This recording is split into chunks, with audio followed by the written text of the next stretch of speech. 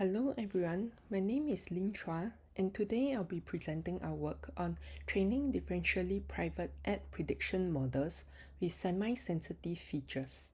This is a work in collaboration with many other Googlers. We focus on ads modeling tasks. In particular, we study PCTR or PCVR tasks that predict the likelihood of a click or a conversion on an ad.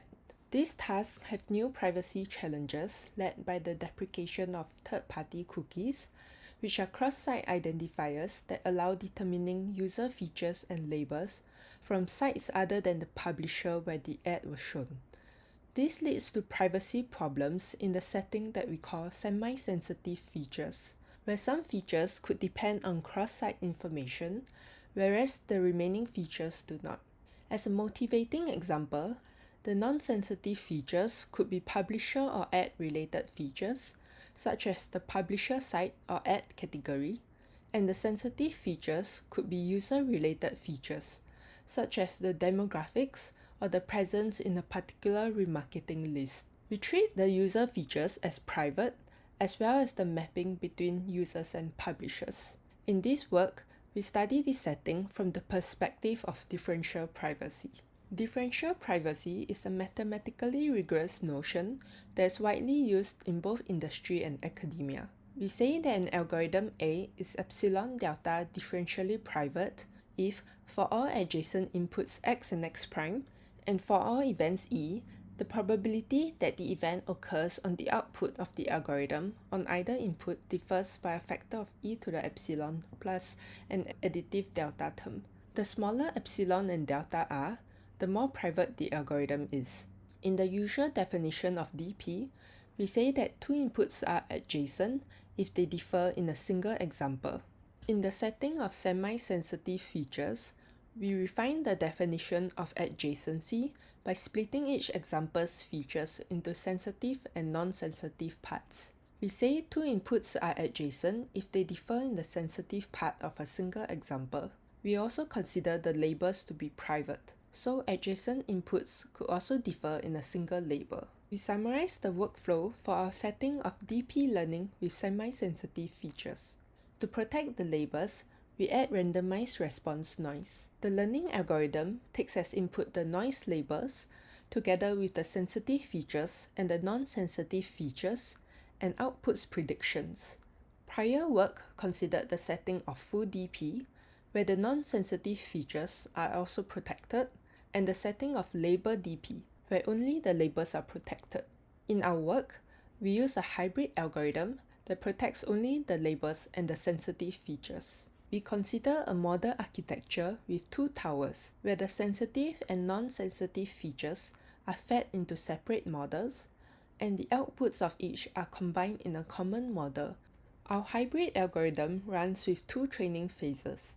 In the first phase, we run label DP, where we zero out the output of the sensitive model and only take as input the non-sensitive features, as well as the labels noise with randomized response. In the second phase, we reintroduce the sensitive features and run the training with DP-SGD, where we treat everything, including the non-sensitive features, as private. We also consider two variants in the second phase, where we freeze the non-sensitive model, which is trained in the first phase, and where we fine-tune it further. We split the total privacy budget epsilon delta between the two phases by allocating epsilon 1 to the label DP phase and epsilon 2 to the DP-SGD phase, where epsilon 1 and epsilon 2 sum to the total epsilon. In our evaluations, we compare against two natural baselines. The first baseline is just randomized response, where we keep the RR labels and discard the sensitive features, and we allocate all the privacy budget to the first phase. The second baseline is DP-SGD, where we treat all features and labels as sensitive and allocate all the privacy budget to the second phase. We run our evaluations on two datasets. The first dataset that we consider is the Criteo Display Ads PCTR dataset, which contains 40 million examples over 7 days of Criteo traffic. Each example consists of 13 integer features and 26 categorical features.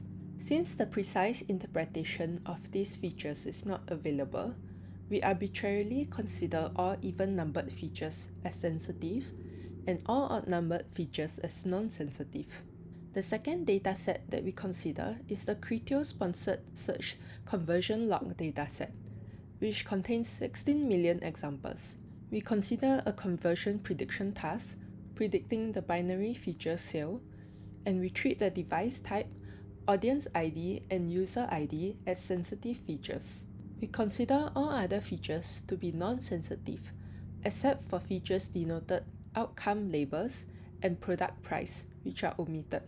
We run our evaluations using two types of models, the multi-layer perceptron, or MLP, and factorization machine, or FM. For the MLP model, each model is an MLP, and the outputs of the sensitive and non-sensitive models are concatenated and fed into the common model. For the FM model, the sensitive and non-sensitive models are embedding lookups, and the common model is a sum of the pairwise dot products between all the input embeddings. We first run evaluations on the privacy-utility trade-offs on the Criteo display ads dataset. We find that the hybrid algorithm improves over RR and DP-SGD for both the MLP and FM models when epsilon is at least 4. For example, at epsilon 12, the relative increase in AUC loss from the non-private baseline goes from around 6% for DP-SGD to around 3% for the hybrid algorithm in the MLP model. However, in the higher privacy regime for epsilon equals to 1, the quality of the hybrid trained models appears to worsen, and in most cases, it no longer improves upon DP-SGD. This may be because the utility of the RR algorithm significantly worsens for small epsilon. We also observe that the RR model loss plateaus at a higher value than the other methods. Because it is trained only on the non-sensitive features, we next present our results for the Criteo-sponsored search conversion log dataset, which shows similar trends to that in the previous slide. We additionally observe that freezing the non-sensitive model when training the hybrid model leads to significant degradation in utility across all values of epsilon. This indicates that freezing, while computationally advantageous, may come at a high utility cost in practice. In this slide, we show the effect of the privacy budget split K, which is the ratio of the budget in the label DP phase against the total privacy budget. We observe that for epsilon 1, the best utility is achieved when K is equal to 0, which corresponds to DP-SGD. As epsilon increases, the optimal K increases, and the best utility is typically achieved when K is at least half. Finally, in the high epsilon regime, the optimal K decreases again to 0.25 in both datasets. This may be explained by the fact that the utility of the RR trained model plateaus when epsilon grows. Given the large impact K has on the utility, we should treat it as an important parameter to tune when using the hybrid algorithm. In some situations, the sensitive part of the model training may happen in trusted execution environments, where one may be faced with memory and compute constraints. Hence, we study here the trade-offs between utility and size of the sensitive part of the model. We vary the sensitive model size on the Criteo display ads dataset by varying the vocabulary size of the sensitive embeddings. We observe that for a large range of model sizes, the improvement in utility is surprisingly low. Hence, we may train significantly smaller models without largely sacrificing utility. In this work, we studied training DP models with semi-sensitive features, and we found that differentiating non-sensitive features from sensitive ones can improve model quality. We presented a hybrid DP algorithm that improves over baselines across a range of privacy budgets and model sizes. Future directions to explore include improving on DP-SGD in the high privacy regime, where the hybrid algorithm tends to perform worse, and also applying our methods to datasets with larger scales. If you want to learn more about this work, please attend our talk at the AdKDD workshop, or check out our paper on arXiv. Thank you for listening.